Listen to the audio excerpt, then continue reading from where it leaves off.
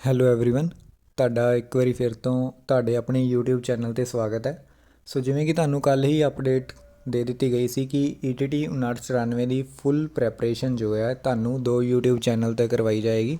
ਇੱਕ ਇਹ ਵਾਲਾ ਜਿਸ 'ਤੇ ਵੀਡੀਓ ਅਪਲੋਡ ਹੋ ਰਹੀ ਹੈ, ਦੂਸਰੇ ਦਾ ਲਿੰਕ ਜੋ ਹੈ ਤੁਹਾਨੂੰ ਵੀਡੀਓ ਦੇ ਡਿਸਕ੍ਰਿਪਸ਼ਨ ਬਾਕਸ ਜਾਂ ਕਮੈਂਟ ਬਾਕਸ ਦੇ ਵਿੱਚ ਪਿੰਨ ਕੀਤਾ ਹੋਇਆ ਮਿਲੇਗਾ। ਇਸ ਤੋਂ ਇਲਾਵਾ ਟੈਲੀਗ੍ਰਾਮ ਗਰੁੱਪ ਦੇ ਵੀ ਜੋ ਹੈ ਉਹ ਲਿੰਕ ਅਵੇਲੇਬਲ ਹੈ। ਤੁਸੀਂ ਦੋਨੋਂ ਚੈਨਲ ਨੂੰ ਸਬਸਕ੍ਰਾਈਬ ਕਰਕੇ ਬੈਲ ਆਈਕਨ ਦੇ ਬਟਨ ਨੂੰ ਦਬਾ ਲੈਣਾ।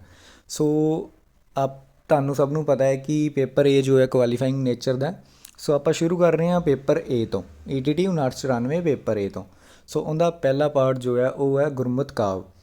ਜਿਵੇਂ ਕਿ ਤੁਹਾਨੂੰ ਸਿਲੇਬਸ ਦਿਖਾ ਦਿੰਦਾ ਮੈਂ, ਇਹ ਤੁਹਾਡੇ ਸਾਹਮਣੇ ਜੋ ETT ਵਾਲਾ ਤੁਹਾਡਾ ਸਿਲੇਬਸ ਹੈ ਉਹ ਹੈ। ਇਹਦੇ ਵਿੱਚ ਜੋ ਮੈਂਸ਼ਨ ਹੈ, ਪਹਿਲਾ ਗੁਰਮਤਿ ਕਾਵਿ ਹੈ ਜਿਹਦੇ ਵਿੱਚ 3 ਗੁਰੂ ਸਾਹਿਬਾਨਾਂ ਦੇ ਬਾਰੇ ਲਿਖਿਆ ਹੋਇਆ, ਸ਼੍ਰੀ ਗੁਰੂ ਨਾਨਕ ਦੇਵ ਜੀ, ਗੁਰੂ ਅਮਰਦਾਸ ਔਰ ਗੁਰੂ ਅਰਜਨ ਦੇਵ ਜੀ। ਸੋ ਆਪਾਂ ਸ਼ੁਰੂਆਤ ਕਰਨੀ ਆ ਗੁਰਮਤਿ ਕਾਵਿ ਤੋਂ, ਠੀਕ ਹੈ। ਸੋ ਅੱਜ ਆਪਣਾ ਪਹਿਲੀ ਕਲਾਸ ਹੈ। ਸੋ ਵੱਧ ਤੋਂ ਵੱਧ ਵੀਡੀਓ ਨੂੰ ਸ਼ੇਅਰ ਜ਼ਰੂਰ ਕਰਿਓ। ਤੁਹਾਡਾ ਰਿਸਪੌਂਸ ਅਗਰ ਵਧੀਆ ਰਹੇਗਾ ਤਾਂ ਹੀ ਜੋ ਹੈ ਇਹ ਫ੍ਰੀ ਆਫ ਕੋਸਟ ਵਾਲਾ ਬੈਚ ਜੋ ਹੈ ਉਹ ਕਾਮਯਾਬ ਹੋ ਪਾਏਗਾ। ਸੋ ਸ਼ੁਰੂ ਕਰਦੇ ਹਾਂ ਅੱਜ ਦੀ ਪਹਿਲੀ ਕਲਾਸ ਗੁਰਮਤਿ ਕਾਵਿ। ਸੋ ਵੀਡੀਓ ਨੂੰ ਲਾਈਕ ਸ਼ੇਅਰ ਕਰਨਾ ਨਾ ਭੁੱਲਿਓ। ਚੈਨਲ ਨੂੰ ਸਬਸਕ੍ਰਾਈਬ ਨਹੀਂ ਕੀਤਾ ਤਾਂ ਜ਼ਰੂਰ ਕਰ ਦਿਓ ਔਰ ਆਪਣੇ ਰਿਵਿਊ ਤਾਂ ਜ਼ਰੂਰ ਦਿਓ। ਸੋ ਗੁਰਮਤਿ ਕਾਵਿ ਹੈ। ਗੁਰਮਤਿ ਕਾਵਿ ਦੇ ਵਿੱਚ ਆਪਾਂ ਪਹਿਲਾਂ ਕੀ ਦੇਖਾਂਗੇ, ਜਿਵੇਂ ਕਿ ਤੁਹਾਨੂੰ ਸਕਰੀਨ ਦੇ ਉੱਪਰ ਸ਼ੋ ਹੋ ਰਿਹਾ। ਸਭ ਤੋਂ ਪਹਿਲਾਂ ਆਪਾਂ ਗੁਰਮਤਿ ਕਾਵਿ ਦੀ ਜਾਣ ਪਛਾਣ ਕਰਾਂਗੇ ਕਿ ਗੁਰਮਤਿ ਕਾਵਿ ਆਖਿਰ ਹੈ ਕੀ ਚੀਜ਼। ਇਸ ਤੋਂ ਇਲਾਵਾ ਗੁਰਮਤਿ ਕਾਵਿ ਦਾ ਇਤਿਹਾਸ ਕੀ ਹੈ। ਉਸ ਤੋਂ ਬਾਅਦ ਗੁਰਮਤਿ ਕਾਵਿ ਦੀ ਪਰੰਪਰਾ ਅਤੇ ਪਰਿਪੇਖ ਕੀ ਹੈ। ਉਸ ਤੋਂ ਬਾਅਦ ਗੁਰਮਤਿ ਕਾਵਿ ਦੇ ਸੋਮੇ ਕਿਹੜੇ-ਕਿਹੜੇ ਆ, ਸੋਰਸਿਸ ਜੋ ਹੈ ਉਹ ਕਿਹੜੇ-ਕਿਹੜੇ ਆ। ਉਸ ਤੋਂ ਬਾਅਦ ਦੇਖਾਂਗੇ ਕਿ ਗੁਰਮਤਿ ਕਾਵਿ ਦੀ ਵਿਚਾਰਧਾਰਾ ਕੀ ਹੈ ਅਤੇ ਉਸ ਦੇ ਉੱਪਰ ਵਿਸ਼ਵ ਦ੍ਰਿਸ਼ਟੀ ਕੀ ਹੈ, ਮਤਲਬ ਵਿਸ਼ਵ ਦੇ ਵਿਚਾਰ ਕੀ ਆ, ਵਿਸ਼ਵ ਤੋਂ ਕੀ ਚੀਜ਼ਾਂ ਜੋ ਹੈ ਉਹ ਲਈਆਂ ਗਈਆਂ, ਠੀਕ ਹੈ।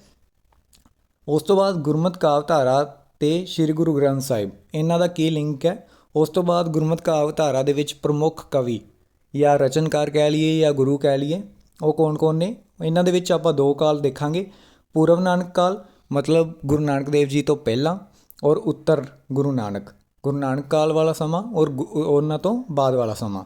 ਉਸ ਤੋਂ ਬਾਅਦ ਆਪਾਂ ਦੇਖਾਂਗੇ ਗੁਰਮਤਿ ਕਾਵਿ ਦਾ ਮਤਲਬ ਕੀ ਹੈ। ਸੋ ਤੁਹਾਨੂੰ ਵਿੱਚ ਜੋ ਹੈ ਕੁਐਸਚਨ ਵੀ ਪੁੱਛੇ ਜਾਣਗੇ ਜਿਨ੍ਹਾਂ ਦੇ ਆਨਸਰ ਤੁਸੀਂ ਕਮੈਂਟ ਬਾਕਸ ਦੇ ਵਿੱਚ ਦੇਣੇ ਆ। ਹਜੇ ਤੱਕ ਚੈਨਲ ਨੂੰ ਸਬਸਕ੍ਰਾਈਬ ਨਹੀਂ ਕੀਤਾ ਤਾਂ ਜ਼ਰੂਰ ਕਰ ਦਿਓ। ਇਸ ਤੋਂ ਇਲਾਵਾ ਵੀਡੀਓ ਨੂੰ ਲਾਈਕ ਕਰਨਾ ਨਾ ਭੁੱਲਿਓ। ਸੋ ਆਪਾਂ ਇਹ ਸਾਰੇ ਜੋ ਪੱਖ ਨੇ ਉਹ ਆਪਾਂ ਇਸ ਵੀਡੀਓ ਦੇ ਵਿੱਚ ਦੇਖਾਂਗੇ। ਸ਼ੁਰੂ ਕਰਦੇ ਹਾਂ। ਸਭ ਤੋਂ ਪਹਿਲਾਂ ਆਪਾਂ ਦੇਖਾਂਗੇ ਗੁਰਮਤਿ ਕਾਵਿ ਨਾਲ ਜਾਣ ਪਛਾਣ। ਸੋ ਜਿਵੇਂ ਕਿ ਤੁਹਾਨੂੰ ਪਤਾ ਹੀ ਹੈ ਕਿ ਪੰਜਾਬੀ ਜੋ ਸਾਹਿਤ ਹੈ ਉਸ ਵਿੱਚ ਜੋ ਉੱਤਮਤਾ ਅਤੇ ਵਿਲੱਖਣਤਾ ਦਾ ਜੋ ਮੇਨ ਕਾਰਨ ਹੈ ਉਹ ਇਹ ਕਾਵਿ ਹੈ, ਜਿਸ ਨੂੰ ਗੁਰਮਤਿ ਕਾਵਿ ਕਿਹਾ ਜਾਂਦਾ ਹੈ। ਕਿਉਂਕਿ ਇਹ ਕਾਵਿ ਜੋ ਹੈ ਇੱਕ ਵੱਖਰੀ ਸਾਹਿਤਕ ਧਾਰਾ ਨੂੰ ਲੈ ਕੇ ਇੱਕ ਉਪਜਿਆ ਹੈ, ਠੀਕ ਹੈ। ਸੋ ਇਹਦੇ ਵਿੱਚ ਕੀ ਕਿਹਾ ਗਿਆ ਹੈ ਕਿ ਇਸ ਜੋ ਕਾਵਿ ਧਾਰਾ ਦੇ ਵਿੱਚ ਜੋ ਪਹਿਲੀ ਵਾਰ ਸਾਹਿਤ ਹੈ, ਜੋ ਆਪਣਾ ਲਿਟਰੇਚਰ ਹੈ, ਇਸ ਤੋਂ ਇਲਾਵਾ ਸਮਾਜ, ਧਰਮ ਅਤੇ ਜੋ ਆਮ ਜੀਵਨ ਚੇਤਨ ਤੌਰ 'ਤੇ ਇੱਕ ਦੂਜੇ ਦੇ ਪੂਰਕ ਬਣਦੇ ਨੇ। ਸੋ ਇਹ ਪਹਿਲੀ ਵਾਰ ਹੋਇਆ ਸੀ ਕਿ ਜਦੋਂ ਸਾਹਿਤ ਵੀ ਔਰ ਸਾਹਿਤ ਦੇ ਨਾਲ ਸੁਸਾਇਟੀ ਵੀ, ਰਿਲੀਜਨ ਵੀ ਔਰ ਲੋਕਾਂ ਦੀ ਜੋ ਚੇਤਨਤਾ ਸੀ, ਮਤਲਬ ਆਪਾਂ ਜੇ ਕਹਿ ਲਈਏ ਕੌਨਸ਼ੀਅਸਨੈਸ ਸੀ, ਉਹ ਕੀ ਹੈ ਇੱਕ ਦੂਜੇ ਦੇ ਪੂਰਕ ਬਣੇ ਆ। ਸੋ ਇਹ ਪਹਿਲੀ ਵਾਰ ਗੁਰਮਤਿ ਕਾਵਿ ਦੇ ਵਿੱਚ ਹੀ ਹੋਇਆ। ਉਸ ਤੋਂ ਬਾਅਦ ਇਹਦਾ ਇੱਕ ਜੇਕਰ ਆਪਾਂ ਐਗਜ਼ਾਮਪਲ ਦੇਖ ਲਈਏ ਤਾਂ ਭਾਈ ਕਾਹਨ ਸਿੰਘ ਨਾਭਾ ਜੋ ਹੈ ਉਹ ਆਪਣੇ ਮਹਾਨ ਕੋਸ਼ ਦੇ ਵਿੱਚ ਗੁਰਮਤਿ ਕਾਵਿ ਦੇ ਅਰਥ ਵੀ ਦੱਸਦੇ ਆ। ਉਹਨਾਂ ਨੇ ਇਸ ਦੇ ਅਰਥ ਦੱਸਿਆ ਹੈ ਕਿ ਗੁਰਮਤਿ ਜੋ ਹੈ ਉਹ 2 ਸ਼ਬਦਾਂ ਤੋਂ ਬਣਿਆ ਹੈ, ਗੁਰੂ ਅਤੇ ਮਤ। ਸੋ ਇਹਦੇ ਵਿੱਚ ਕਿਹਾ ਗਿਆ ਕਿ ਗੁਰੂ ਦਾ ਥਾਪਿਆ ਹੋਇਆ ਧਰਮ ਜਾਂ ਨਿਯਮ ਆਪਾਂ ਕਹਿ ਲਈਏ, ਜੇਕਰ ਇਸ ਦਾ ਸੰਧੀ ਵਿਛੇਦ ਕੀਤਾ ਜਾਵੇ, ਮਤਲਬ ਗੁਰਮਤਿ ਨੂੰ ਤੋੜ ਕੇ ਦੇਖਿਆ ਜਾਵੇ ਤਾਂ ਗੁਰੂ ਅਤੇ ਮਤ, ਠੀਕ ਹੈ। ਸੋ ਸਧਾਰਨ ਅਰਥਾਂ ਦੇ ਵਿੱਚ ਇਹ ਕਹਿ ਸਕਦੇ ਹਾਂ ਗੁਰੂ ਮਤਲਬ ਜੋ ਆਪਣਾ ਗਿਆਨ ਦੇਣ ਵਾਲਾ ਹੈ, ਠੀਕ ਹੈ। ਜੇ ਆਪਾਂ ਕਹਿ ਲਈਏ ਉਹਨੂੰ ਸਿੱਖਿਅਕ ਕਹਿ ਲਈਏ ਤਾਂ ਮੱਤ ਮਤਲਬ ਉਸ ਦੀ ਮੱਤ ਜਾਂ ਆਪਾਂ ਉਸ ਦੇ ਨੇੜੇ ਕਹਿ ਲਈਏ, ਠੀਕ ਹੈ। ਇਸ ਦਾ ਮੀਨਿੰਗ ਪੂਰਾ ਤੁਹਾਨੂੰ ਅੱਗੇ ਡਿਟੇਲ ਦੇ ਵਿੱਚ ਦੱਸਿਆ ਜਾਏਗਾ। ਉਸ ਤੋਂ ਬਾਅਦ ਗੁਰਮਤਿ ਜੋ ਹੈ ਇੱਕ ਫਲਸਫਾ ਜੀਵਨ ਹੈ, ਠੀਕ ਹੈ, ਅਤੇ ਇਹ ਜੋ ਫਲਸਫਾ ਜੀਵਨ ਹੈ ਇਹ ਸਮਾਜ ਨਾਲ ਵੀ ਸੰਬੰਧਿਤ ਹੈ। ਉਸ ਤੋਂ ਬਾਅਦ ਜੇਕਰ ਇਸ ਦੀ ਸੁਰ ਦੇਖੀਏ ਤਾਂ ਇਸ ਦੀ ਸੁਰ ਕੀ ਹੈ, ਮਾਨਵਵਾਦੀ ਹੈ, ਠੀਕ ਹੈ। ਸੁਰ ਕੀ ਹੈ ਇਸ ਦੀ, ਮਾਨਵਵਾਦੀ ਹੈ, ਕਿਉਂਕਿ ਇਸ ਦੀ ਸਥਾਪਨਾ ਸਮੇਂ ਜੋ ਹੈ ਇਸ ਵਿੱਚ ਆਦਰਸ਼ਾਂ ਦਾ ਸੰਚਾਰ ਹੋਇਆ ਸੀ, ਜਿਸ ਕਰਕੇ ਕੀ ਹੈ ਇਹਨਾਂ ਦੇ ਯਤਨਾਂ ਸਦਕਾ ਮਾਨਵਤਾ ਦੇ ਮੁੱਢ ਤੋਂ ਹੀ ਜੋ ਹੈ ਉਹ ਰਹੇ ਨੇ। ਸੋ ਇਸ ਦੀ ਸੁਰ ਜੋ ਹੈ ਉਹ ਮਾਨਵਵਾਦੀ ਹੈ। ਤੁਹਾਨੂੰ ਮੇਨ ਪੁਆਇੰਟ ਜੋ ਹੈ ਉਹ ਦੱਸ ਰਿਹਾ ਕਿ ਗੁਰਮਤਿ ਕਾਵਿ ਦੀ ਜੋ ਸੁਰ ਹੈ ਉਹ ਮਨਵਾਦੀ ਹੈ। ਉਸ ਤੋਂ ਬਾਅਦ ਜੇਕਰ ਆਪਾਂ ਦੇਖੀਏ ਤਾਂ ਇਹ ਇੱਕ ਕੀ ਹੈ, ਸੰਗਠਿਤ ਕਾਵਿ-ਧਾਰਾ ਹੈ। ਉਹ ਕਿਵੇਂ ਹੈ ਕਿ ਕਿਉਂਕਿ ਇਸ ਦੀ ਜੋ ਹੈ ਆਧਾਰਸ਼ਿਲਾ ਸਿੱਖਾਂ ਦੇ ਪਹਿਲੇ ਗੁਰੂ ਸ਼੍ਰੀ ਗੁਰੂ ਨਾਨਕ ਦੇਵ ਜੀ ਦੀ ਰਚਿਤ ਬਾਣੀ ਹੈ। ਠੀਕ ਹੈ। ਔਰ ਜੇਕਰ ਆਪਾਂ ਇਸ ਦੇ ਦਰਸ਼ਨ ਦੀ ਗੱਲ ਕਰੀਏ, ਗੁਰਮਤਿ ਕਾਵਿ ਦੇ ਦਰਸ਼ਨ ਦੀ, ਤਾਂ ਉਸ ਦੀ ਜੋ ਸੀਮਾ ਰੇਖਾ ਹੈ, ਉਸ ਦਾ ਜਾਂ ਆਪਾਂ ਸੰਕਲਪ ਕਹਿ ਲਈਏ ਤਾਂ ਉਹ ਗੁਰੂ ਨਾਨਕ ਦੇਵ ਜੀ ਨੇ ਨਿਰਧਾਰਿਤ ਕੀਤਾ ਹੈ। ਉਸ ਤੋਂ ਬਾਅਦ ਜੋ ਬਾਕੀ ਦੇ ਗੁਰੂ ਹੋਏ ਆ, ਜੋ ਗੁਰਮਤਿ ਕਾਵਿ ਦੇ ਵਿੱਚ ਆ ਰਹੇ ਆ ਜਾਂ ਜਿਨ੍ਹਾਂ ਦੀਆਂ ਰਚਨਾਵਾਂ ਗੁਰਮਤਿ ਕਾਵਿ ਦੇ ਵਿੱਚ ਆਉਂਦੀਆਂ ਨੇ, ਉਹਨਾਂ ਨੇ ਕੀ ਹੈ, ਜੋ ਗੁਰੂ ਨਾਨਕ ਦੇਵ ਜੀ ਦੀ ਨਿਰਧਾਰਿਤ ਕੀਤਾ ਸੰਕਲਪ ਸੀ, ਉਸੇ ਰਾਹ 'ਤੇ ਚੱਲੇ ਅਤੇ ਉਸ ਨੂੰ ਕੀ ਹੈ, ਹੋਰ ਵਿਸਤਾਰ ਦਿੱਤਾ। ਠੀਕ ਹੈ। ਤਾਂ ਇਸ ਲਈ ਆਪਾਂ ਕਹਿ ਸਕਦੇ ਹਾਂ ਕਿ ਇਹ ਇੱਕ ਸੰਗਠਿਤ ਵਿਚਾਰਧਾਰਾ ਹੈ, ਇੱਕ ਕਾਵਿ-ਧਾਰਾ ਹੈ ਜਿਸ ਦੀ ਰਚਨਾ ਸ਼੍ਰੀ ਗੁਰੂ ਨਾਨਕ ਦੇਵ ਜੀ ਨੇ ਕੀਤੀ ਔਰ ਉਸੇ ਹੀ ਲੀਹਾਂ 'ਤੇ ਚੱਲ ਕੇ ਉਸ ਨੂੰ ਵਿਸਤਾਰ ਦਿੰਦੇ ਹੋਏ ਬਾਕੀ ਗੁਰੂ ਸਾਹਿਬ ਅਤੇ ਬਾਕੀ ਜੋ ਕਵੀ ਸੀ ਉਹਨਾਂ ਨੇ ਇਸ ਨੂੰ ਅੱਗੇ ਤੋਰਿਆ। ਠੀਕ ਹੈ। ਉਸ ਤੋਂ ਬਾਅਦ ਕੀ ਹੈ, ਗੁਰਮਤਿ ਕਾਵਿ-ਧਾਰਾ ਦੇ ਵਿੱਚ ਅੱਗੇ ਸ਼੍ਰੀ ਗੁਰੂ ਨਾਨਕ ਦੇਵ ਜੀ ਆਉਂਦੇ ਆ। ਉਸ ਤੋਂ ਬਾਅਦ ਕੀ ਹੈ, ਸ਼੍ਰੀ ਗੁਰੂ ਅੰਗਦ ਦੇਵ, ਸ਼੍ਰੀ ਗੁਰੂ ਅਮਰਦਾਸ, ਸ਼੍ਰੀ ਗੁਰੂ ਰਾਮਦਾਸ, ਗੁਰੂ ਅਰਜਨ ਦੇਵ, ਗੁਰੂ ਤੇਗ ਬਹਾਦਰ ਦੀ ਰਚਨਾ ਜੋ ਹੈ ਉਹ ਆਪਾਂ ਇਹਨਾਂ ਦੇ ਵਿੱਚ ਪੜ੍ਹਦੇ ਹਾਂ। ਲੇਕਿਨ ਆਪਣੇ ਸਿਲੇਬਸ ਦੇ ਵਿੱਚ ਨਹੀਂ ਹੈ। ਸਿਲੇਬਸ ਦੇ ਵਿੱਚ ਸਿਰਫ 3 ਗੁਰੂਆਂ ਦੀ ਜੋ ਹੈ ਗੁਰਮਤਿ ਕਾਵਿ ਦੇ ਬਾਰੇ ਲਿਖਿਆ ਹੋਇਆ, ਤਾਂ ਆਪਾਂ ਸਿਰਫ ਉਹਨਾਂ ਨੂੰ ਹੀ ਪੜ੍ਹਾਂਗੇ। ਠੀਕ ਹੈ। ਅੱਗੇ ਦੇਖਦੇ ਹਾਂ ਗੁਰਮਤਿ ਕਾਵਿ ਦਾ ਇਤਿਹਾਸ ਕੀ ਹੈ। ਜੇਕਰ ਆਪਾਂ ਦੇਖੀਏ ਤਾਂ ਗੁਰਮਤਿ ਕਾਵਿ ਜੋ ਹੈ ਉਹ ਇੱਕ ਮੱਧਕਾਲੀਨ ਪੰਜਾਬੀ ਸਾਹਿਤ ਦਾ ਇਤਿਹਾਸ ਹੈ। ਮੱਧਕਾਲੀਨ ਦਾ ਸਮਾਂ ਜੋ ਹੈ ਉਹ ਕਿਹੜਾ, ਜੋ ਮੱਧਕਾਲ ਦੇ ਵਿੱਚ 12ਵੀਂ ਸਦੀ ਤੋਂ ਲੈ ਕੇ 14ਵੀਂ ਸਦੀ ਦਾ ਜੋ ਇਤਿਹਾਸ ਹੈ ਉਸ ਨੂੰ ਆਪਾਂ ਕਹਿੰਦੇ ਹਾਂ ਮੱਧਕਾਲੀਨ ਦਾ ਸਮਾਂ। ਠੀਕ ਹੈ। ਸੋ ਇਸ ਦੇ ਵਿੱਚ ਕੀ ਕਿਹਾ ਗਿਆ ਹੈ, ਜੋ ਇਤਿਹਾਸ ਦੀ ਗੱਲ ਕਰਦੇ ਹਾਂ ਆਪਾਂ, ਇਹ ਕਾਵਿ-ਧਾਰਾ ਜੋ ਹੈ ਮੱਧਕਾਲੀਨ ਪੰਜਾਬੀ ਦੀ ਸਾਹਿਤ ਦੀ ਸਮੁੱਚੀ ਜੋ ਹੈ ਇੱਕ ਸਿਰਜਣਾ ਕਰਦੀ ਹੈ। ਇਸ ਤੋਂ ਇਲਾਵਾ ਸਾਹਿਤ ਦੇ ਨਾਲ ਨਾਲ ਸੱਭਿਆਚਾਰ ਨੂੰ ਵੀ ਕੀ ਹੈ, ਗੌਰਵਮਈ ਵਿਰਾਸਤ ਜੋ ਹੈ ਉਹ ਪ੍ਰਦਾਨ ਕਰਦੀ ਹੈ। ਠੀਕ ਹੈ। ਇਸ ਤੋਂ ਇਲਾਵਾ ਜੇਕਰ ਆਪਾਂ ਦੇਖੀਏ ਤਾਂ ਇਸ ਵਿਚਾਰਧਾਰਾ ਦੇ ਵਿੱਚ ਆਪਾਂ ਨੂੰ ਕੀ ਹੈ, ਅਧਿਆਤਮਿਕ ਵਿਚਾਰਧਾਰਾ ਨੂੰ ਕਵਿਤਾ ਰਾਹੀਂ ਜੋ ਹੈ ਉਹ ਪ੍ਰਗਟ ਕੀਤਾ ਗਿਆ ਹੈ। ਮਤਲਬ ਜੋ ਸਪਿਰਿਚੁਅਲਿਟੀ ਹੈ ਉਸ ਵਿਚਾਰਧਾਰਾ ਨੂੰ ਇੱਕ ਲੈਅ ਦੇ ਵਿੱਚ ਗਾ ਕੇ ਜੋ ਹੈ ਗੁਰਮਤਿ ਕਾਵਿ ਦੇ ਵਿੱਚ ਪ੍ਰਗਟ ਕੀਤਾ ਗਿਆ ਹੈ। ਠੀਕ ਹੈ। ਸੋ ਇਹ ਜੋ ਹੈ ਆਪਾਂ ਨੂੰ ਇਸ ਦੇ ਵਿੱਚ ਦੇਖਣ ਨੂੰ ਮਿਲਦਾ। ਅੱਗੇ ਦੇਖਦੇ ਹਾਂ ਗੁਰਮਤਿ ਕਾਵਿ ਦੀ ਪਰੰਪਰਾ ਕੀ ਹੈ ਅਤੇ ਉਸ ਦਾ ਪਰਿਪੇਖ ਕੀ ਹੈ। ਜੇਕਰ ਆਪਾਂ ਇਸ ਦੀ ਪਰੰਪਰਾ ਅਤੇ ਪਰਿਪੇਖ ਦੀ ਗੱਲ ਕਰੀਏ ਤਾਂ ਇਹ ਰਚਨਾ ਜੋ ਹੈ, ਕਿਉਂਕਿ ਤੁਹਾਨੂੰ ਪਤਾ ਹੀ ਹੈ ਕਿ ਇਹ ਰਚਨਾ ਮੱਧਕਾਲੀਨ ਭਾਰਤ ਦੇ ਵਿੱਚ ਜੋ ਪ੍ਰਮੁੱਖ ਕਾਵਿ ਧਾਰਾਵਾਂ ਹੋਈਆਂ ਨੇ ਉਹਨਾਂ ਦੇ ਵਿੱਚ ਮਹੱਤਵਪੂਰਨ ਸਥਾਨ ਰੱਖਦੀ ਹੈ ਅਤੇ ਇਸ ਦਾ ਲਿਟਰੇਚਰ ਦੇ ਨਾਲ ਨਾਲ ਰਿਲੀਜਨ ਨਾਲ ਵੀ ਕੀ ਹੈ, ਡੂੰਘਾ ਸੰਬੰਧ ਹੈ। ਸੋ ਇਸ ਕਰਕੇ ਕੀ ਹੁੰਦਾ ਹੈ ਕਿ ਇਸ ਦੀਆਂ ਜੋ ਪਹਿਲਾਂ ਗੁਰਮਤਿ ਕਾਵਿ ਤੋਂ ਪਹਿਲਾਂ ਦਾ ਸਮਾਂ ਹੈ, ਜਿਸ ਨੂੰ ਆਪਾਂ ਪੂਰਵ ਨਾਨਕ ਕਾਲ ਕਹਿੰਦੇ ਹਾਂ, ਉਸ ਦੇ ਵਿੱਚ ਕੀ ਹੈ, ਸਿੱਧਾਂ ਦੀ ਬਾਣੀ, ਨਾਥ ਬਾਣੀ, ਮੰਤਾਂ ਦੀ ਬਾਣੀ, ਭਗਤ ਬਾਣੀ, ਗੁਰਬਾਣੀ ਅਤੇ ਸੂਫੀ ਕਾਵਿ ਜੋ ਹੈ ਇਹ ਆਪਾਂ ਸ਼ਾਮਿਲ ਕਰ ਸਕਦੇ ਹਾਂ। ਲੇਕਿਨ ਗੁਰਮਤਿ ਕਾਵਿ ਦੇ ਵਿੱਚ ਕਿਉਂਕਿ ਬਾਬਾ ਸ਼ੇਖ ਫਰੀਦ ਜੀ ਨੂੰ ਨਹੀਂ ਲਿਆ ਗਿਆ, ਉਹਨਾਂ ਨੂੰ ਸੂਫੀ ਕਾਵਿ ਦੇ ਵਿੱਚ ਰੱਖਿਆ ਜਾਂਦਾ ਹੈ। ਸੋ ਇਸ ਲਈ ਜੋ ਉੱਤਰ ਨਾਨਕ ਕਾਲ ਹੈ ਜਾਂ ਆਪਾਂ ਕਹਿ ਲਈਏ ਗੁਰੂ ਨਾਨਕ ਦੇਵ ਜੀ ਔਰ ਉਹਨਾਂ ਤੋਂ ਬਾਅਦ ਦਾ ਜੋ ਸਮਾਂ ਹੈ, ਜੇ ਉਹ ਲੀਹਾਂ 'ਤੇ ਚੱਲ ਕੇ ਬਾਕੀ ਗੁਰੂ ਸਾਹਿਬਾਨਾਂ ਨੇ ਗੁਰਮਤਿ ਕਾਵਿ ਦੀ ਰਚਨਾ ਕੀਤੀ, ਉਹ ਇਸ ਪਰਿਪੇਖ ਦੇ ਵਿੱਚ ਕੀ ਹੈ, ਸ਼ਾਮਿਲ ਕੀਤੇ ਗਏ ਆ। ਕਿਉਂਕਿ ਇਸ ਦਾ ਸਾਹਿਤ ਤੋਂ ਇਲਾਵਾ ਧਰਮ ਨਾਲ ਵੀ ਡੂੰਘਾ ਸੰਬੰਧ ਹੈ, ਕਿਉਂਕਿ ਇਹ ਆਪਾਂ ਨੂੰ ਇੱਕ ਪੰਜਾਬੀ ਲਿਟਰੇਚਰ ਦੇ ਨਾਲ ਨਾਲ ਆਪਣੇ ਰਿਲੀਜੀਅਨ ਦੇ ਉੱਪਰ ਵੀ ਕੀ ਹੈ, ਇੱਕ ਅਸਰ ਕਰਦੀ ਹੈ। ਜਿਵੇਂ ਕਿ ਤੁਸੀਂ ਦੇਖ ਹੀ ਸਕਦੇ ਹੋ ਕਿ ਗੁਰਮਤਿ ਕਾਵਿ ਦਾ ਸਿੱਖ ਧਰਮ ਦੇ ਉੱਪਰ ਬਹੁਤ ਜ਼ਿਆਦਾ ਪ੍ਰਭਾਵ ਹੈ। ਠੀਕ ਹੈ। ਸੋ ਇਸ ਲਈ ਆਪਾਂ ਕਹਿ ਸਕਦੇ ਹਾਂ ਕਿ ਇਹ ਇੱਕ ਅਜਿਹਾ ਕਾਵਿ ਹੈ ਜਿਸ ਦੀ ਰਚਨਾ ਕਵਿਤਾ ਦੇ ਲੈਅ ਦੇ ਵਿੱਚ ਹੋਈ ਹੈ ਔਰ ਇਹ ਆਪਣਾ ਸਾਹਿਤ ਦੇ ਨਾਲ ਨਾਲ ਸਮਾਜ ਦੇ ਆਣੇ ਬਾਣੇ 'ਤੇ ਕੀ ਹੈ, ਪੂਰਾ ਪ੍ਰਭਾਵ ਜੋ ਹੈ ਗੁਰਮਤਿ ਕਾਵਿ ਛੱਡਦਾ।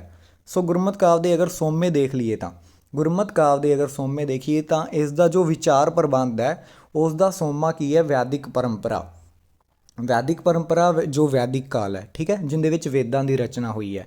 ਅਵੈਦਿਕ ਪਰੰਪਰਾ, ਅਵੈਦਿਕ ਮਤਲਬ ਜਿਨ੍ਹਾਂ ਦਾ ਵੇਦਾਂ ਨਾਲ ਕੋਈ ਸੰਬੰਧ ਨਹੀਂ ਹੈ, ਉਸ ਦੇ ਵਿੱਚ ਇਸਲਾਮੀ ਪਰੰਪਰਾ, ਬੁੱਧ ਮੱਤ, ਜੈਨ ਮੱਤ, ਇਹ ਸਾਰੀਆਂ ਚੀਜ਼ਾਂ ਆ ਜਾਂਦੀਆਂ। ਉਸ ਤੋਂ ਬਾਅਦ ਸਿੱਧ ਜੋਗੀ, ਮਤਲਬ ਜੋ ਨਾਥ ਹੋਏ ਆ, ਜੋ ਜੋਗੀ ਹੋਏ ਆ, ਉਹਨਾਂ ਦੀ ਦਾਰਸ਼ਨਿਕ ਪ੍ਰਣਾਲੀਆਂ ਵਿੱਚ ਜੋ ਸੰਕਲਪ ਸੀ ਉਹਨਾਂ ਨੂੰ ਨਿਚੋੜ ਕੱਢਦੇ ਹੋਏ ਕੀ ਹੈ, ਇਸ ਦੇ ਵਿੱਚ ਢਾਲਿਆ ਗਿਆ। ਠੀਕ ਹੈ। ਜੋ ਉਹਨਾਂ ਦੇ ਵਿੱਚ ਚੰਗੀਆਂ ਗੱਲਾਂ ਸੀ ਉਹਨਾਂ ਨੂੰ ਵੀ ਕੀ ਹੈ, ਅਪਣਾਇਆ ਗਿਆ। ਉਸ ਤੋਂ ਇਲਾਵਾ ਜਿਵੇਂ ਆਪਾਂ ਦੇਖ ਸਕਦੇ ਹਾਂ ਕਿ ਅਦਵੈਤ ਵੇਦਾਂਤ ਵਿੱਚੋਂ ਹੀ ਜੋ ਨਿਰਗੁਣ ਭਗਤੀ ਦਾ ਸੰਕਲਪ ਹੈ ਉਹ ਲਿਆ ਗਿਆ। ਠੀਕ ਹੈ। ਸੋ ਇਸ ਤੋਂ ਇਲਾਵਾ ਨਾਥਾਂ ਦਾ ਜੋ ਸੁੰਨ ਦਾ ਸੰਕਲਪ ਹੈ ਉਹ ਵੀ ਜੋ ਹੈ ਅਦਵੈਤ ਵੇਦਾਂਤ ਤੋਂ ਮਿਲ ਕੇ ਕੀ ਹੈ ਨਿਰੰਕਾਰ ਬ੍ਰਹਮਾ ਦਾ ਅਰਥ ਜੋ ਹੈ ਉਹ ਪ੍ਰਗਟ ਕਰਦਾ ਹੈ। ਠੀਕ ਹੈ। ਇਸ ਤੋਂ ਇਲਾਵਾ ਜੋ ਬੁੱਧ ਮਤ, ਜੇਕਰ ਆਪਾਂ ਬੁੱਧ ਮਤ ਦੀ ਗੱਲ ਕਰੀਏ ਤਾਂ ਬੁੱਧ ਮਤ ਦੇ ਵਿੱਚ ਜੋ ਸ਼ੂਨਿਆ ਦਾ ਸੰਕਲਪ ਹੈ ਜਾਂ ਵੇਦਾਂਤ ਦੇ ਜੋ ਬਹੁਦੇਵਵਾਦ ਦਾ ਮਿਸ਼ਰਨ ਹੈ ਉਹ ਗੁਰਬਾਣੀ ਦੇ ਵਿੱਚ ਕੀ ਹੈ ਰੱਬ ਦਾ ਸੰਕਲਪ ਜੋ ਹੈ ਉਹ ਕੱਢਦਾ। ਠੀਕ ਹੈ। ਇਹ ਥੋੜ੍ਹਾ ਜਿਹਾ ਟੋਪਿਕ ਹਟ ਕੇ ਹੈ, ਥੋੜ੍ਹਾ ਜਿਹਾ ਤੁਹਾਨੂੰ ਸਮਝਣ ਦੀ ਲੋੜ ਹੈ। ਮੇਨ ਚੀਜ਼ਾਂ ਜੋ ਹੈ ਉਹ ਇਸ ਦੇ ਵਿੱਚ ਦੱਸੀਆਂ ਗਈਆਂ। ਠੀਕ ਹੈ। ਥੋੜ੍ਹਾ ਜਿਹਾ ਬੋਰਿੰਗ ਲੱਗੇਗਾ, ਲੇਕਿਨ ਜਦੋਂ ਆਪਾਂ ਗੁਰੂ ਕਰਾਂਗੇ, ਗੁਰੂਆਂ ਦੇ ਬਾਰੇ ਆਪਾਂ ਜਾਣ ਪਛਾਣ ਕਰਾਂਗੇ ਤਾਂ ਉਹ ਜੋ ਹੈ ਤੁਹਾਡੇ ਲਈ ਈਜ਼ੀ ਹੋਏਗਾ, ਕਿਉਂਕਿ ਉਸ ਚੀਜ਼ ਨਾਲ ਤੁਸੀਂ ਜਾਣੂ ਹੋਵੋਗੇ। ਕਿਉਂਕਿ ਗੁਰੂਆਂ ਦੇ ਬਾਰੇ ਪੰਜਾਬ ਦੇ ਵਿੱਚ ਜਿਹੜੇ ਰਹਿੰਦੇ ਆ ਉਹ ਸਾਰੇ ਹੀ ਜਾਣੂ ਆ। ਠੀਕ ਹੈ। ਜੇਕਰ ਤੁਹਾਨੂੰ ਕੋਈ ਟੀਚਰਸ ਕਰਵਾ ਰਿਹਾ ਹੈ ਇਸ ਨੂੰ ਲੈ ਕੇ, ਅਗਰ ਉਹ ਗੁਰਮਤਿ ਕਾਵਿ ਦੇ ਬਾਰੇ ਤੁਹਾਨੂੰ ਇਤਿਹਾਸ ਹੀ ਨਹੀਂ ਪੜ੍ਹਾ ਰਿਹਾ ਤਾਂ ਉਸ ਦੇ ਉੱਪਰ ਅਗਰ ਕੁਐਸਚਨ ਆਏਗਾ ਤਾਂ ਤੁਸੀਂ ਉਸ ਦਾ ਆਨਸਰ ਕਰ ਪਾਓ। ਤੁਹਾਡੇ ਲਈ ਇਸੇ ਕਰਕੇ ਹੀ ਗੁਰਮਤਿ ਕਾਵਿ ਜੋ ਹੈ ਉਹ ਸਭ ਤੋਂ ਪਹਿਲਾਂ ਕਰਵਾਇਆ ਜਾ ਰਿਹਾ। ਠੀਕ ਹੈ। ਇਸ ਤੋਂ ਇਲਾਵਾ ਜੋ ਵੈਦਿਕ ਵਿਰਸਾ, ਵੈਦਿਕ ਮਤਲਬ ਜੋ 4 ਵੇਦਾਂ ਦੀ ਗੱਲ ਕੀਤੀ ਗਈ ਹੈ, 4 ਵੇਦਾਂ ਦੇ ਵਿੱਚ ਜੋ ਆਏ ਬ੍ਰਾਹਮਣਵਾਦੀ ਕਰਮਕਾਂਡ। ਬ੍ਰਾਹਮਣਵਾਦੀ ਮਤਲਬ ਬ੍ਰਾਹਮਣ ਖੁਦ ਨੂੰ ਤਾਕਤਵਰ ਸਮਝਦੇ ਸੀ ਔਰ ਖੁਦ ਨੂੰ ਸਮਾਜ ਦੇ ਉੱਪਰਲੇ ਸਿਰੇ 'ਤੇ ਰੱਖਦੇ ਸੀ। ਜਿਵੇਂ ਕਿ ਤੁਸੀਂ ਉਹ 4 ਜੋ ਹੈ 4 ਕੀ ਆ ਜੋ ਸਮਾਜ ਦੇ ਵਿੱਚ ਜਾਤਾਂ ਅਪਣਾਈਆਂ ਗਈਆਂ ਸੀ, ਆਪਾਂ ਕਹਿ ਸਕਦੇ ਹਾਂ 4 ਵਰਨ, 4 ਵਰਨਾਂ ਦੀ ਗੱਲ ਹੋਈ ਹੈ, ਜਿਹਦੇ ਵਿੱਚ ਸਭ ਤੋਂ ਉੱਪਰ ਬ੍ਰਾਹਮਣ, ਫਿਰ ਖੱਤਰੀ, ਫਿਰ ਜੋ ਹੈ ਵਪਾਰੀ ਵਰਗ, ਉਸ ਤੋਂ ਬਾਅਦ ਸ਼ੂਦਰ ਆਉਂਦੇ ਆ। ਤਾਂ ਉਹਨਾਂ ਦੇ ਜੋ ਕਰਮ ਕਾਂਡ ਸੀ, ਬ੍ਰਾਹਮਣਾਂ ਨੇ ਆਪਣੇ ਆਪ ਨੂੰ ਉੱਪਰ ਦਰਸਾਉਣ ਲਈ ਇਹ ਜੋ ਹੈ ਅਪਣਾਇਆ ਗਿਆ ਸੀ। ਉਹਨਾਂ ਨੂੰ ਕੀ ਹੈ ਗੁਰਮਤਿ ਕਾਵਿ ਰੱਦ ਕਰਦਾ। ਠੀਕ ਹੈ। ਇਸ ਤੋਂ ਇਲਾਵਾ ਬੁੱਤ ਪੂਜਾ ਦੀ ਗੁਰਮਤਿ ਕਾਵਿ ਦੇ ਵਿੱਚ ਕਿਤੇ ਵੀ ਜਗ੍ਹਾ ਨਹੀਂ ਦਿੱਤੀ ਗਈ ਔਰ ਬਹੁਦੇਵਵਾਦ ਮਤਲਬ ਇੱਕ ਤੋਂ ਜ਼ਿਆਦਾ ਦੇਵਤਿਆਂ ਦੀ ਗੱਲ ਜੋ ਹੈ ਉਹ ਨਕਾਰਦਾ ਅਤੇ ਇੱਕ ਹੀ ਈਸ਼ਵਰ ਦੀ ਗੱਲ ਨੂੰ ਕੀ ਹੈ ਮੰਨਦਾ, ਮਤਲਬ ਇੱਕ ਈਸ਼ਵਰਵਾਦ ਦੀ ਧਾਰਨਾ ਨੂੰ ਕੀ ਹੈ ਇਹ ਅਪਣਾਉਂਦਾ। ਸੋ ਇਸ ਕਰਕੇ ਗੁਰਮਤਿ ਕਾਵਿ ਦੀਆਂ ਇਹ ਜੋ ਹੈ ਕਾਵਿ ਸੋਮੇ ਜਿਹੜੇ ਲਏ ਗਏ ਆ ਉਹ ਵੱਖ-ਵੱਖ ਧਰਮਾਂ ਤੋਂ ਜੋ ਵਧੀਆ ਗੱਲਾਂ ਸੀ ਉਸ ਨੂੰ ਕੀ ਹੈ ਅਪਣਾਇਆ ਗਿਆ। ਠੀਕ ਹੈ। ਇਸ ਤੋਂ ਬਾਅਦ ਆਪਾਂ ਦੇਖਦੇ ਹਾਂ ਇਸ ਦੀ ਵਿਚਾਰਧਾਰਾ ਕੀ ਹੈ, ਵਿਚਾਰਧਾਰਾ ਅਤੇ ਵਿਸ਼ਵ ਦ੍ਰਿਸ਼ਟੀ ਕੀ ਹੈ। ਜੇਕਰ ਆਪਾਂ ਵਿਚਾਰਧਾਰਾ ਦੀ ਗੱਲ ਕਰੀਏ ਤਾਂ ਵਿਚਾਰਧਾਰਾ ਦੀ ਇਸ ਦੀ ਮੁੱਢਲੀ ਵਿਸ਼ੇਸ਼ਤਾ ਹੈ ਇਹ ਹੈ ਕਿ ਜੋ ਇਸ ਦੀ ਸਮਾਜਿਕ ਆਰਥਿਕ ਬਣਤਰ ਜੋ ਹੈ ਉਸ ਵਿਚਲੇ ਕੀ ਆ ਵਾਸਤਵਿਕ ਵਿਰੋਧਾਂ ਨੂੰ ਕਲਪਨਾਸ਼ੀਲ ਢੰਗ ਨਾਲ ਸੁਲਝਾਇਆ ਗਿਆ। ਮਤਲਬ ਜੋ ਆਪਣੇ ਸਮਾਜ ਦੇ ਵਿੱਚ ਸਮਾਜਿਕ ਮਤਲਬ ਸੋਸ਼ਲ ਦੇ ਵਿੱਚ ਔਰ ਇਸ ਤੋਂ ਇਲਾਵਾ ਇਕਨੋਮਿਕਲ ਬਣਤਰ ਦੇ ਵਿੱਚ ਜੋ ਵਿਰੋਧ ਹੁੰਦੇ ਆ ਲਗਾਤਾਰ ਚੱਲਦੇ ਰਹਿੰਦੇ ਆ, ਉਹਨਾਂ ਨੂੰ ਕੀ ਹੈ ਇੱਕ ਕਲਪਨਾਸ਼ੀਲ ਢੰਗ ਨਾਲ ਸੁਲਝਾਉਣ ਦੀ ਗੱਲ ਕੀਤੀ ਗਈ ਹੈ। ਕਿਵੇਂ? ਸ਼੍ਰੀ ਗੁਰੂ ਨਾਨਕ ਦੇਵ ਜੀ ਆਪਣੀਆਂ ਪੰਕਤੀਆਂ ਦੇ ਵਿੱਚ ਲਿਖਦੇ ਆ, ਤੁਹਾਨੂੰ ਐਗਜ਼ਾਮਪਲ ਦੇ ਰਿਹਾ। ਨੀਚਾ ਅੰਦਰ ਨੀਚ ਜਾਤ, ਨੀਚੀ ਹੂ ਅਤੀ ਨੀਚ, ਨਾਨਕ ਤਿਨਕੇ ਸੰਗ ਸਾਥ, ਵੱਡਿਆ ਸੋ ਕਿਆ ਰੀਸ। ਠੀਕ ਹੈ। ਸੋ ਇਹਦੇ ਵਿੱਚ ਸਮਝਾਉਣ ਦੀ ਗੱਲ ਕੀਤੀ ਗਈ ਹੈ ਕਲਪਨਾ ਦੇ ਮਾਧਿਅਮ ਨਾਲ ਕਿ ਸਮਾਜ ਦੇ ਜੋ ਤਾਨਾਬਾਨ ਹੈ ਉਸ ਦੇ ਵਿੱਚ ਜੋ ਵਿਰੋਧ ਹੋ ਰਹੇ ਆ ਉਸ ਨੂੰ ਕਲਪਨਾਸ਼ੀਲ ਢੰਗ ਨਾਲ ਸੁਲਝਾਇਆ ਗਿਆ। ਜੋ ਇਸ ਨੂੰ ਤਰਕ ਦੀ ਦ੍ਰਿਸ਼ਟੀ ਨਾਲ ਔਰ ਆਪਣੇ ਵਿਸ਼ਵਾਸ ਦੀ ਦ੍ਰਿਸ਼ਟੀ ਨਾਲ ਦੇਖਦਾ ਹੈ ਤਾਂ ਉਹ ਕੀ ਹੈ ਇਸ ਤਾਨੇ-ਬਾਨੇ ਨੂੰ, ਇਸ ਜੋ ਵਿਚਾਰ ਨੇ ਉਹਨਾਂ ਨੂੰ ਸਹੀ ਤਰੀਕੇ ਨਾਲ ਕੀ ਹੈ ਸਮਝ ਸਕਦਾ। ਸੋ ਸਮੁੱਚੇ ਤੌਰ 'ਤੇ ਆਪਾਂ ਆਖ ਸਕਦੇ ਹਾਂ ਕਿ ਜੋ ਗੁਰਮਤਿ ਕਾਵਿ ਦੀ ਧਾਰਾ ਹੈ ਉਹ ਆਪਣੇ ਸਮਕਾਲੀ ਸੰਦਰਭ ਦੇ ਵਿੱਚ ਕੀ ਹੈ ਕ੍ਰਾਂਤੀਕਾਰੀ ਵਿਚਾਰਧਾਰਾ ਹੈ। ਠੀਕ ਹੈ। ਕ੍ਰਾਂਤੀਕਾਰੀ ਵਿਚਾਰਧਾਰਾ ਮਤਲਬ ਇੱਕ ਕ੍ਰਾਂਤੀ ਪੈਦਾ ਕਰਦੀ ਹੈ ਜੀਵਨ ਦੇ ਵਿੱਚ ਕੀ ਹੈ ਚੇਂਜ ਆਉਂਦੇ ਆ। ਠੀਕ ਹੈ। ਸੋ ਇਸ ਲਈ ਇਹਨੂੰ ਕਿਹਾ ਗਿਆ ਕਿ ਆਪਣੇ ਜੋ ਸਮਕਾਲੀ ਮਤਲਬ ਉਸ ਸਮੇਂ ਦਾ ਕਾਲ ਸੀ ਉਸ ਦੇ ਵਿੱਚ ਕੀ ਹੈ ਇੱਕ ਕ੍ਰਾਂਤੀ ਪੈਦਾ ਕੀਤੀ। ਅਤੇ ਜੇਕਰ ਆਪਾਂ ਇਸ ਦੀ ਵਿਸ਼ਵ ਦ੍ਰਿਸ਼ਟੀ ਦੇਖੀਏ ਤਾਂ ਵਿਸ਼ਵ ਦ੍ਰਿਸ਼ਟੀ ਦੇ ਵਿੱਚ ਕੀ ਹੈ 2 ਸੰਕਲਪ ਲਏ ਗਏ ਆ। 2 ਸੰਕਲਪ ਦੇ ਵਿੱਚ ਕਿਹੜੇ ਸੰਕਲਪ ਨੇ? ਇੱਕ ਹੈ ਬ੍ਰਹਮ ਦਾ ਸੰਕਲਪ, ਦੂਸਰਾ ਹੈ ਜਗਤ ਅਤੇ ਮਾਨਵ ਦਾ ਸੰਕਲਪ। ਇਹ ਤੁਸੀਂ ਯਾਦ ਰੱਖ ਲਿਓ। ਪਹਿਲਾ ਹੈ ਬ੍ਰਹਮ ਦਾ ਸੰਕਲਪ, ਦੂਸਰਾ ਹੈ ਜਗਤ ਅਤੇ ਮਾਨਵ ਦਾ ਸੰਕਲਪ। ਠੀਕ ਹੈ। ਸੋ ਇਹ 2 ਸੰਕਲਪ ਜੋ ਹੈ ਉਹ ਲਏ ਗਏ ਆ। ਇਹ ਤੁਹਾਨੂੰ ਪੁੱਛ ਸਕਦਾ ਹੈ ਕਿ ਗੁਰਮਤਿ ਕਾਵਿ ਦੇ ਵਿੱਚ ਕਿਹੜੇ ਜੋ 2 ਸੰਕਲਪ ਨੇ ਉਹ ਲਏ ਗਏ ਆ। ਪਹਿਲਾ ਹੈ ਬ੍ਰਹਮ ਦਾ ਸੰਕਲਪ ਔਰ ਦੂਸਰਾ ਕਿਹੜਾ ਜਗਤ ਅਤੇ ਮਾਨਵ ਦਾ ਸੰਕਲਪ। ਸੋ ਅੱਗੇ ਦੇਖਦੇ ਹਾਂ ਗੁਰਮਤਿ ਕਾਵਿ ਧਾਰਾ ਦਾ ਸ਼੍ਰੀ ਗੁਰੂ ਗ੍ਰੰਥ ਸਾਹਿਬ ਨਾਲ ਕੀ ਜੋ ਹੈ ਲੈਣ ਦੇਣ ਹੈ। ਸੋ ਜੇਕਰ ਆਪਾਂ ਸ਼੍ਰੀ ਗੁਰੂ ਗ੍ਰੰਥ ਸਾਹਿਬ ਦੇ ਬਾਰੇ ਸਭ ਹੀ ਜਾਣੂ ਹੋ ਕਿ ਸਿੱਖਾਂ ਦਾ ਪਵਿੱਤਰ ਗ੍ਰੰਥ ਹੈ ਸੋ ਪਾਵਨ ਗ੍ਰੰਥ ਹੋਣ ਕਰਕੇ ਇਹ ਗੁਰਮਤ ਕਾਵ ਧਾਰਾ 'ਤੇ ਕੀ ਹੈ, ਪ੍ਰਤੀਨਿਧ ਸੰਕਲਪ ਹੈ। ਠੀਕ ਹੈ, ਸੋ ਇਹ ਇੰਨਾ ਕੁ ਸੰਬੰਧ ਹੈ। ਜੇਕਰ ਆਪਾਂ ਹੁਣ ਪ੍ਰਮੁੱਖ ਕਵੀ ਦੀ ਗੱਲ ਕਰੀਏ ਤਾਂ ਇਹਦੇ ਵਿੱਚ ਦੋ ਪ੍ਰਕਾਰ ਦੇ ਕਵੀ ਆ। ਪਹਿਲਾ ਪੂਰਵ ਨਾਨਕ ਕਾਲ, ਦੂਸਰਾ ਹੈ ਉੱਤਰ ਨਾਨਕ ਕਾਲ। ਸੋ ਦੋਨਾਂ ਬਾਰੇ ਦੇਖ ਲੈਂਦੇ ਹਾਂ। ਪੂਰਵ ਨਾਨਕ ਕਾਲ ਦੇ ਵਿੱਚ ਅਸੀਂ ਜੋ ਹੈ ਆਦਿ ਗ੍ਰੰਥ ਦੇ ਉਹਨਾਂ ਜੋ ਕਵੀਆਂ ਨੂੰ ਸ਼ਾਮਿਲ ਕਰਦੇ ਹਾਂ ਜਿਨ੍ਹਾਂ ਦਾ ਸੰਬੰਧ ਜੋ ਹੈ ਨਿਰਗੁਣ ਭਗਤੀ ਧਾਰਾ, ਜੋ ਕਹਿੰਦੇ ਆ ਨਿਰਗੁਣ ਭਗਤੀ ਦੀ ਗੱਲ ਕਰਦੇ ਆ। ਠੀਕ ਹੈ, ਉਹਨਾਂ ਦੇ ਨਾਲ ਕੀ ਹੈ ਸੰਬੰਧ ਹੈ, ਉਹ ਪੂਰਵ ਨਾਨਕ ਕਾਲ ਦੇ ਵਿੱਚ ਆ ਜਾਂਦੇ ਆ। ਜਾਂ ਆਪਾਂ ਕਹਿ ਲਈਏ ਸੂਫੀਵਾਦ ਦੇ ਨਾਲ ਜਿਨ੍ਹਾਂ ਦਾ ਸੰਬੰਧ ਹੈ, ਉਹ ਧਾਰਾ ਜੋ ਹੈ ਪੂਰਵ ਨਾਨਕ ਕਾਲ ਤੋਂ ਪਹਿਲਾਂ। ਇਸ ਦੇ ਵਿੱਚ ਕਿਹਨਾਂ ਨੂੰ ਰੱਖਿਆ ਗਿਆ ਹੈ? ਸ਼ੇਖ ਫਰੀਦ, ਭਗਤ ਜੈਦੇਵ, ਭਗਤ ਨਾਮਦੇਵ, ਭਗਤ ਧੰਨਾ, ਭਗਤ ਰਵਿਦਾਸ, ਭਗਤ ਕਬੀਰ, ਇਹ ਜੋ ਹੈ ਇਸ ਦੇ ਵਿੱਚ ਸ਼ਾਮਿਲ ਕੀਤੇ ਗਏ ਆ। ਅਤੇ ਇਹਨਾਂ ਕਵੀਆਂ ਦੀ ਜੋ ਕਾਵਿ ਰਚਨਾ ਹੈ ਉਸ ਵਿੱਚ ਕੀ ਹੈ, ਕਾਵ ਚੇਤਨਾ ਹੈ। ਕਾਵ ਚੇਤਨਾ ਅਤੇ ਜੋ ਸਿਧਾਂਤ ਹੈ ਉਸ ਦੇ ਵਿੱਚ ਚਿੰਤਨ ਦਾ ਦ੍ਰਿਸ਼ਟੀਕੋਣ ਹੈ। ਠੀਕ ਹੈ, ਉਹ ਚਿੰਤਨ ਕਰਦੇ ਆ। ਤੁਸੀਂ ਬਾਬਾ ਫਰੀਦ ਦੀ ਬਾਣੀ ਨੂੰ ਪੜ੍ਹਿਆ ਹੋਏਗਾ, ਅਗਰ ਨਹੀਂ ਪੜ੍ਹਿਆ ਤਾਂ ਆਪਾਂ ਬਾਬਾ ਫਰੀਦ ਦੇ ਬਾਰੇ ਵੀ ਜੋ ਹੈ ਉਹ ਪੜ੍ਹਾਂਗੇ। ਸੋ ਉਸ ਦੇ ਵਿੱਚ ਤੁਹਾਨੂੰ ਇਹ ਡਿਟੇਲ ਜੋ ਹੈ ਪੂਰੀ ਕਵਰ ਕਰਵਾ ਦਿੱਤੀ ਜਾਏਗੀ। ਇਸ ਤੋਂ ਇਲਾਵਾ ਜੇਕਰ ਆਪਾਂ ਉੱਤਰ ਨਾਨਕ ਕਾਲ ਦੀ ਗੱਲ ਕਰੀਏ, ਉੱਤਰ ਨਾਨਕ ਕਾਲ ਦੇ ਵਿੱਚ ਕੌਣ ਆ ਰਹੇ ਆ? ਸ਼੍ਰੀ ਗੁਰੂ ਨਾਨਕ ਦੇਵ ਜੀ ਜੋ ਸਿੱਖਾਂ ਦੇ ਮੋਢੀ ਆ। ਉਸ ਤੋਂ ਇਲਾਵਾ ਸ਼੍ਰੀ ਗੁਰੂ ਅੰਗਦ ਦੇਵ ਜੀ, ਸ਼੍ਰੀ ਗੁਰੂ ਅਮਰਦਾਸ ਜੀ, ਸ਼੍ਰੀ ਗੁਰੂ ਰਾਮਦਾਸ, ਸ਼੍ਰੀ ਗੁਰੂ ਅਰਜਨ ਦੇਵ ਜੀ। ਸੋ ਪਹਿਲੇ 5 ਗੁਰੂ ਇੱਕ ਸੀਕੁਐਂਸ ਦੇ ਵਿੱਚ ਚੱਲ ਰਿਹਾ। ਉਸ ਤੋਂ ਬਾਅਦ ਸਿੱਖਾਂ ਦੇ 9ਵੇਂ ਗੁਰੂ ਸ਼੍ਰੀ ਗੁਰੂ ਤੇਗ ਬਹਾਦਰ ਜੀ, ਫਿਰ 10ਵੇਂ ਗੁਰੂ ਸ਼੍ਰੀ ਗੁਰੂ ਗੋਬਿੰਦ ਸਿੰਘ ਜੀ। ਇਸ ਤੋਂ ਇਲਾਵਾ ਜੋ ਗੁਰੂ ਘਰ ਦੇ ਨਿਕਟਵਰਤੀ ਸੀ ਅਤੇ ਉਹਨਾਂ ਦੇ ਜੋ ਭੱਟ ਸੀ ਉਹਨਾਂ ਦੀ ਬਾਣੀ। ਉਸ ਤੋਂ ਇਲਾਵਾ ਭਾਈ ਗੁਰਦਾਸ ਜੀ। ਠੀਕ ਹੈ, ਭਾਈ ਗੁਰਦਾਸ ਬਾਰੇ ਵੀ ਸਿਲੇਬਸ ਦੇ ਵਿੱਚ ਹੈ, ਇਹਨਾਂ ਬਾਰੇ ਆਪਾਂ ਦੇਖਾਂਗੇ।